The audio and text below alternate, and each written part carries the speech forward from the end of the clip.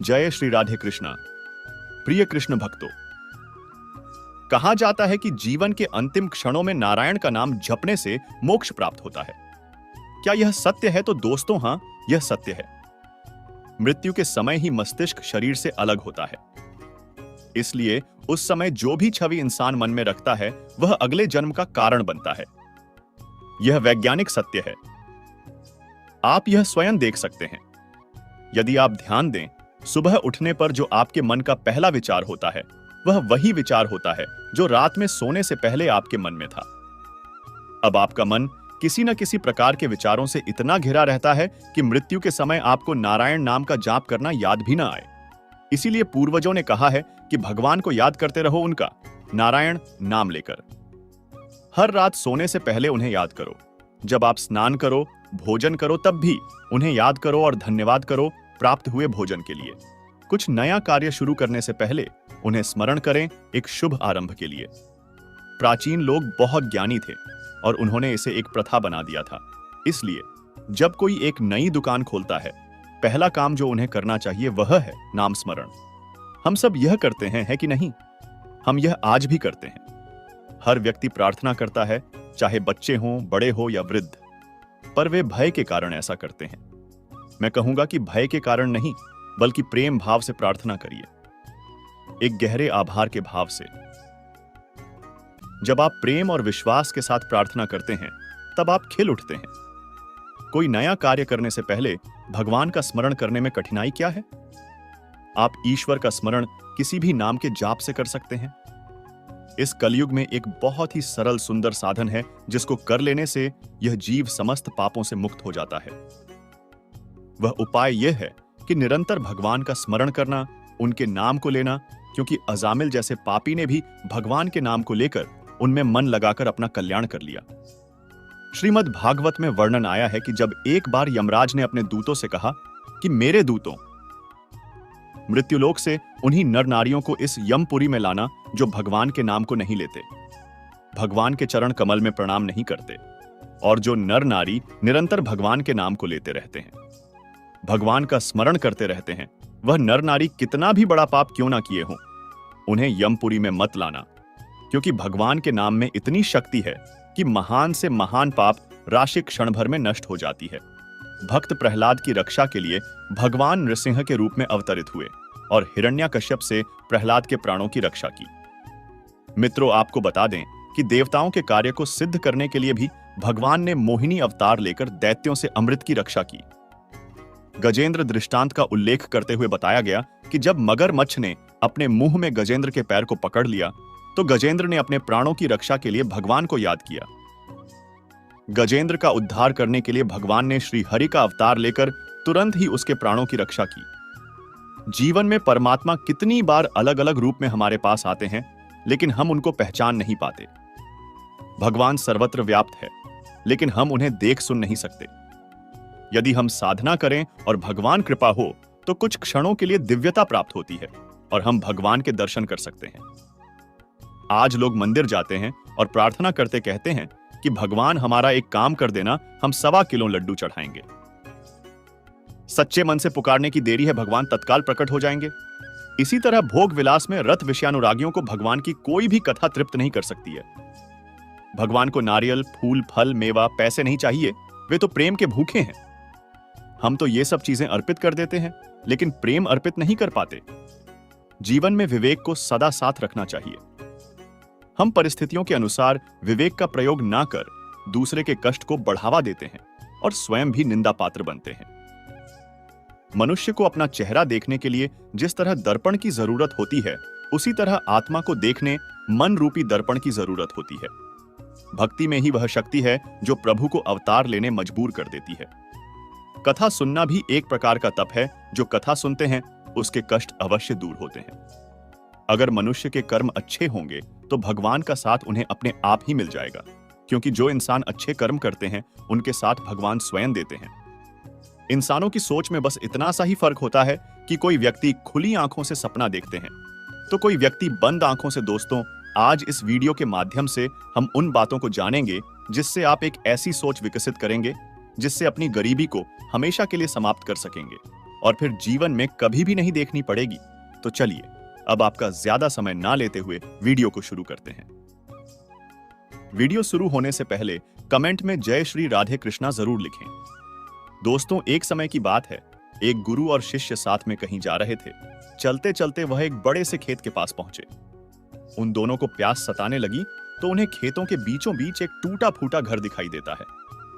अब गुरु और शिष्य दोनों लोग उसे घर के पास पहुंच जाते हैं और उसे घर के दरवाजे को खटखटाते हैं तो थोड़ी ही देर में दरवाजा खुलता है और अंदर से एक व्यक्ति निकलता है, जिसके साथ में उसकी पत्नी एवं 3 बच्चे भी आते हैं, जो बहुत ही फटे पुराने कपड़े पहन रखे थे। गुरुजी उन लोगों से विनम्र आवाज में कहते हैं कि पानी मिलेगा क्या, बहुत ही जोर से प्यास लगी है। वह व्यक्ति अंदर से पानी लेकर आता है, जिसे गुरुजी पी लेते हैं। फिर अचानक गुरुजी उसे व्यक्ति से कहने लगते हैं, आपका खेत तो बहुत बड़ा है, परंतु इसमें कोई फसल नहीं है, फिर आप लोगों का गुजारा कैसे चलता है? गुरुजी की ऐसी बातें सुनकर वह व्यक्ति कहता है, गुरुजी, हमारे पास एक भैंस है जो काफी दूध देती है। वही दूध बेचकर कुछ पैसे मिलते हैं, जिससे हमारा गुजारा हो जाता है। इसी तरह बातों ही बातों में शाम हो जाती है, तो गुरु ने सोचा आज की रात्रि हम यहीं रुक जाते हैं। इसके बाद गुरुजी उसे व्यक्ति से रुकने की अनुमति मांगते हैं। वह व्यक्ति अनुमति दे देता है और गुरुजी वहीं रुक जाते। गुरुजी नींद से उठ जाते हैं और अपने शिष्य के कान में जाकर एकदम धीरे से आवाज देते हैं, इधर से चलो, अब हमें यहां से चलना चाहिए और इसके भैंस को भी साथ में ले जाकर जंगल में छोड़ देना है। गुरुजी की ऐसी बातों को सुनकर थोड़े समय के लिए शिष्य को विश्वास नहीं हो पा रहा था, क्योंकि यह वही गुरु हैं जो इतना ज्ञान दिया करते थे कि चोरी करना सबसे बड़ा अपराध है। परंतु आज पहली बार किसी के साथ गलत करने के लिए बोल रहे थे, लेकिन शिक्षक गुरु की बात को टाल भी नहीं सकता था।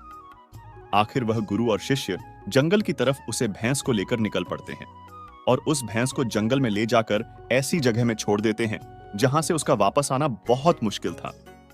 इसके बाद वह गुरु और शिष्य वहां से चले जाते। शिष्य के मन में यह बात हमेशा ही खटकती रहती थी कि गुरुजी ने ऐसा क्यों किया।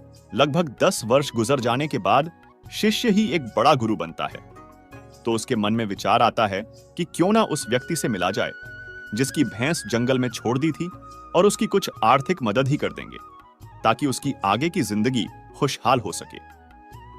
इसी विचार से वह निकल गया और कुछ ही समय में उसे व्यक्ति के पास पहुंच गया।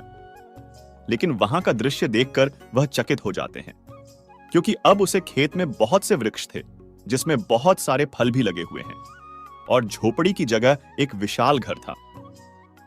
यह सब देखकर वह शिष्य मन में विचार करने लगा कि हो सकता है भैंस के चले जाने के कारण वह व्यक्ति सब कुछ बेचकर यहां से चला गया होगा, और यही सोचते हुए वापस लौटने लगते हैं।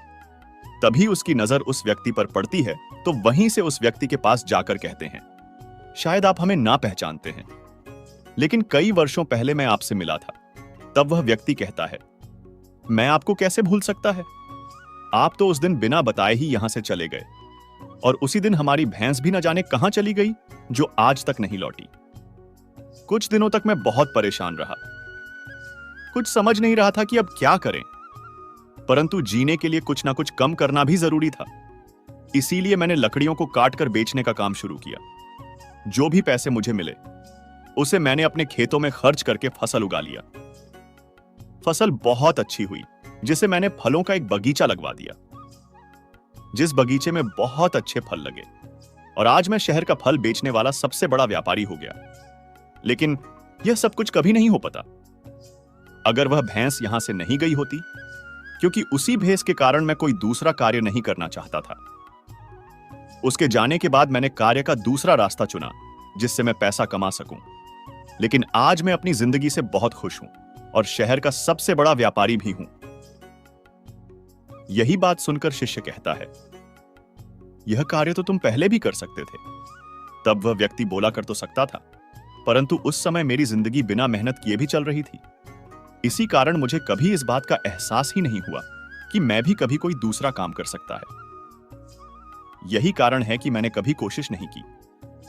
लेकिन भैंस के जाने के बाद मुझे इस बात का एहसास होने लगा कि मैं कोई दूसरा कार्य भी कर सकता है, और मैंने उसी समय यह निश्चय किया कि अब अपनी जिंदगी में जो कुछ भी करूंगा अपने दम पर करूंगा, और इसी संकल्प की वजह से आज इस मुकाम पर पहुंचा है।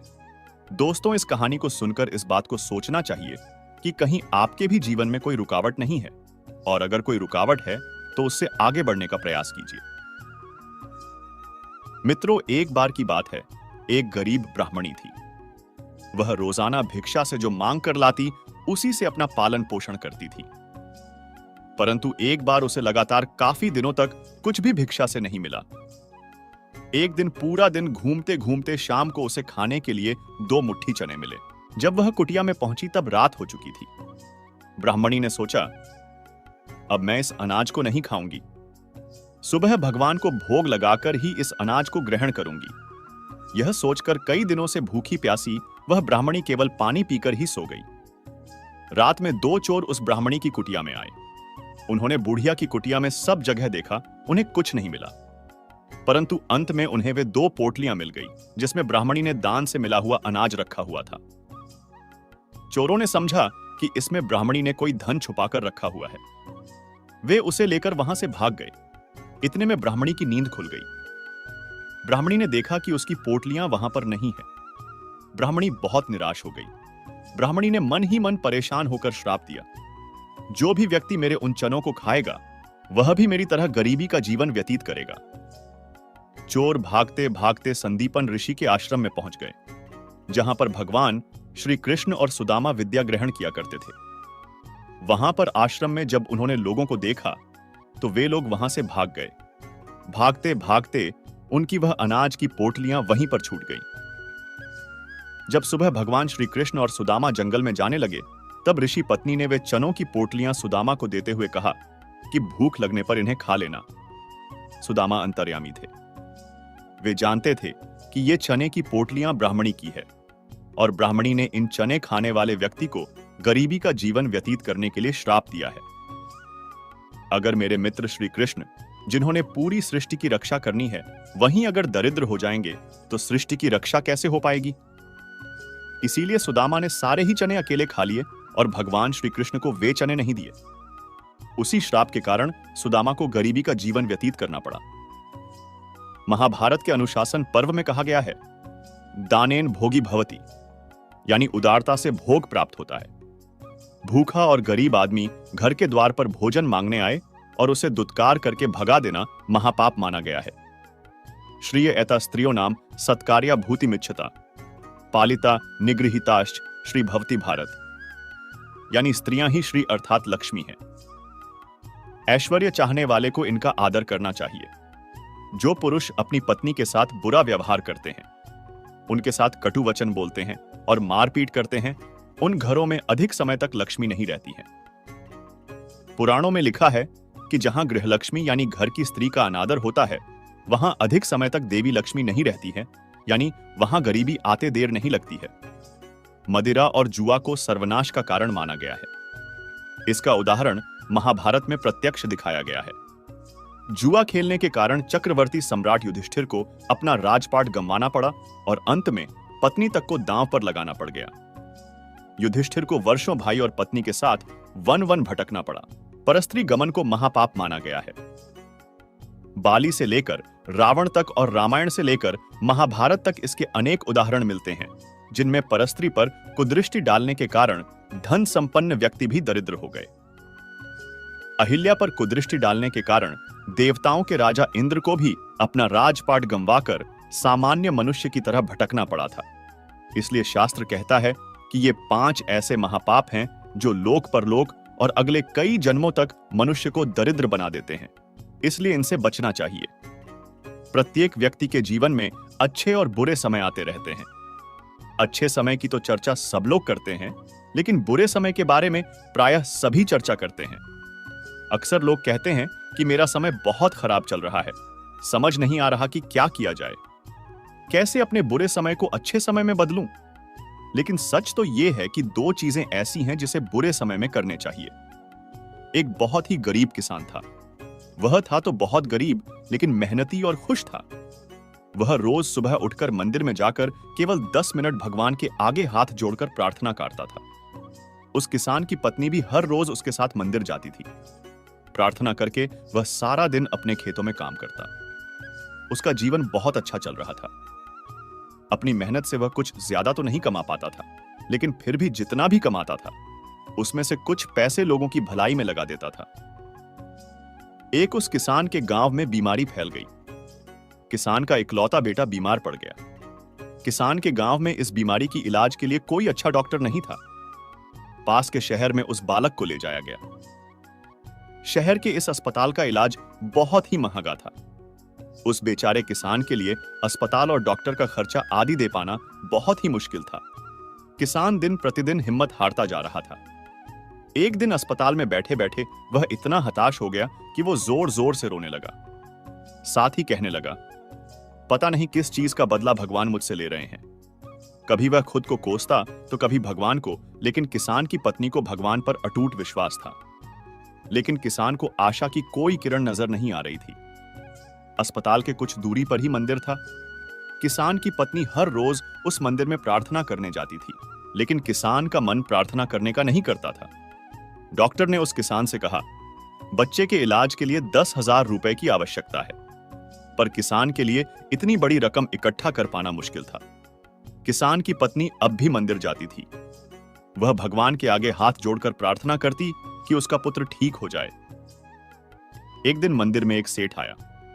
उसने किसान की पत्नी को कहा कि उसने किसान की बात उस दिन अस्पताल में सुनी थी।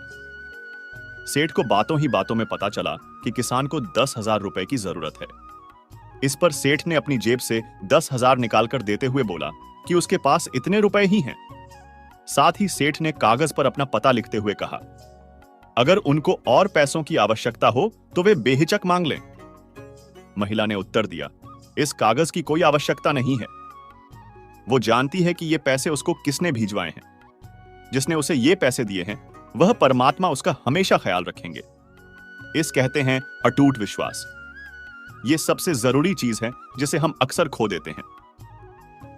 भगवान श्री कृष्ण गीता के 9वें अध्याय के 22वें श्लोक में कहा है कि जो मनुष्य मेरे पर मन लगाते हैं, मेरा ध्यान करते हैं, मैं उनको वो प्रदान करता हूं जो उनके पास नहीं है।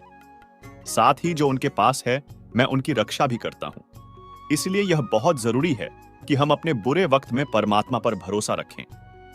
इसके अलावा गीता के दूसरे अध्याय के 14वें श्लोक में कहा है कि सुख और दुख का भाव इंद्रियों से निकलता है। यह मौसम के समान है, यानी ये सुख और दुख दोनों ही हमेशा नहीं रहेंगे। इसीलिए हमें सुख और दुख का समान भाव से सामना करना चाहिए। भगवान श्री कृष्ण ने गीता में कहा है कि ययम वापि स्मरण भावम त्यजत्यन्ते कलेवरम तन तमे वैति कौन्ते सदा तद्भाव भावित।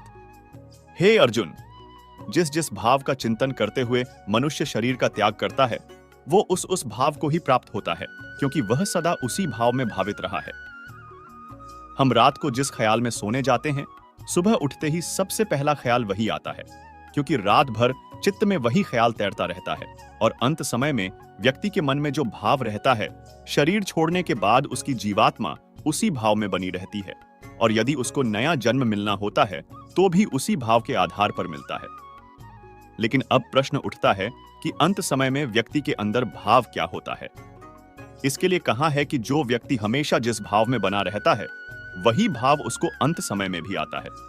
अतः हमें सावधान रहकर अपने भाव को शुद्ध करते रहना चाहिए, क्योंकि न जाने कब अंतिम समय आ जाए। लक्ष्मी की पूजा आराधना हर मनुष्य करता है जिसे धन की चाह होती है, लेकिन जरूरी नहीं है कि हर इंसान को धन की प्राप्ति हो या फिर हर इंसान धनवान बन जाए। इसी सवाल का जवाब मांगने एक बार स्वयं इंद्रदेव माता लक्ष्मी के समीप